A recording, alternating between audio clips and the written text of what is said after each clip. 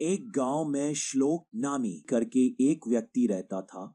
उसके दादा पर दादा लोग बहुत धनवान रहते हैं, पर वो धन धर्म ज्यादा करने से श्लोक तक पहुंचने तक पूरे जायदाद खत्म होकर कि सिर्फ एक घर बचा था। बस वही एक घर बचा था। श्लोक अपने घर के बाहर लोगों को जलेबी बेचता था। उसकी कमाई बहुत कम होती थी। फिर भी घर पर आकर किसी ने भूख लगी करके खाना मांगे तो वो पक्का उसी खाना खिलाकर भेजता था। उसका सोनू करके ब्याज से पैसे चलाने वाला दोस्त था। वो हमेशा श्लोक का अनादान देखकर जलता था। ऐसे ही रहते हुए एक दिन जलेबी बेच रहे श्लोक के पास आकर सोनू बोलता है, अरे यार, कब तक ये मेहनत करता रहेगा?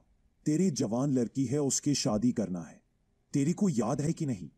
मेरे दादा मुझसे हमेशा बताते थे कि तेरे दादा लोग बहुत सारा धन तेरे घर के बीचों बीच में छुपाए रखे हैं। उसको खोद कर निकाले तो तेरे तकलीफें दूर हो जाएंगी। श्लोक बोलता है, सोनू यार, भगवान के कृपा से मैं ठीक हूँ। घर पर भूख लगी है करके आने वाले को खाना खिला रहा हूँ, तो फिर क्यों पूर्वजों का धन उखाड़ूं? इस घर में मेरे पीढ़ी तक ऐसा ही रहूंगा, ऐसा कहता है।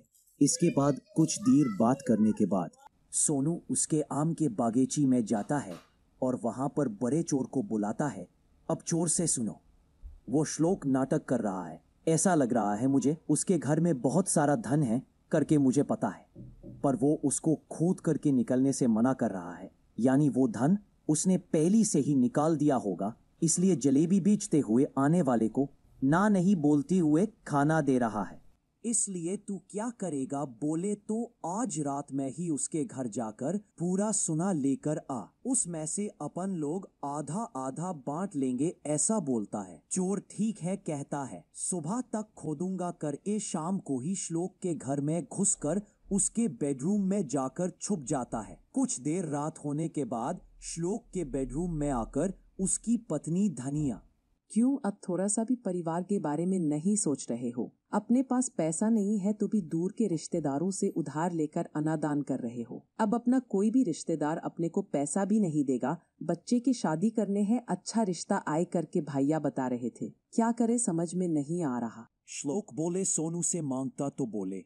वो कह रहा कि अपने घर में बहुत सारा धन है, समझ आ रहा है। वो बिल्कुल पैसा नहीं दे रहा है। किसी से मांगता हूँ बोले तो कोई भी नहीं दिख रहा है। इसलिए मैं दूसरे मुल्क में जाकर के 2 साल काम करने के बाद कुछ ना कुछ लेकर के आऊंगा। जितना है उसमें अपने बच्चे की शादी करेंगे, ऐसा कहता है।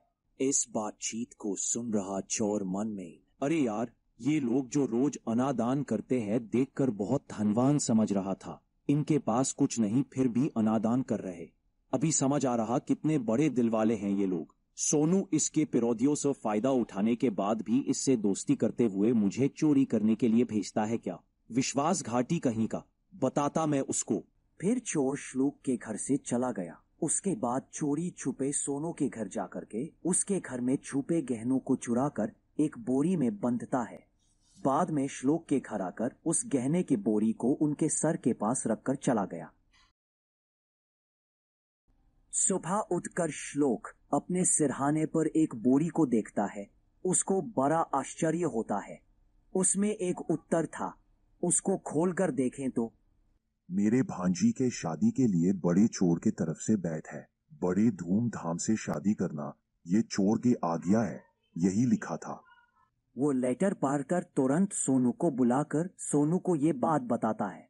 वो सब सुनकर सोनू मन में, अरे यार, ये सब मेरी ही गहनी है, फिर भी क्या करूं?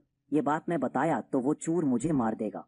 मुंह बंद करके ही सही रहेगा, ऐसा सोचता है।